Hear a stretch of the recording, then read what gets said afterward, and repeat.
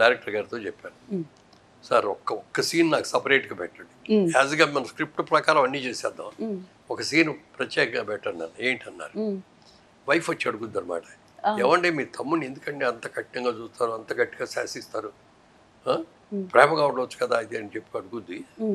సేపు ఇచ్చిదన్న, తమ్ముడు అంటే నాకు ప్రేమ లేక కాదు, నీకంటే ఎక్కువ ప్రేమ ఉంది నాకు నా తమ్ముడు అంటే, కానీ వాడు ఏదో మాయలు మహంతరాలు వంటి పిచ్చి పిచ్చిగా తిరుగుతాడు చదువుకోకుండా, వాడిని తహసీల్దారిని చేయాలి నేను, అందుకే నేను ఇంత కఠినంగా ఉంటున్నాను, ఇది నా అంతరాత్మ, బయటికి మాత్రం నేను రాను, నేను ఇలా చెప్పనే విషయం కూడా నువ్వు చెప్పొద్దు ఆయనకి అని. ఆ ఒక్క సీన్ చేసేటప్పటికి నా క్యారెక్టర్ కఠినంగా ఉన్న క్యారెక్టర్ పాజిటివ్ అయిపోయింది. అది బాబా గారు చూసిన తర్వాత పిలిచి మళ్ళీ చెప్పారు, బాగా చేసావయ్యా, చక్కగా చెప్పావు అది.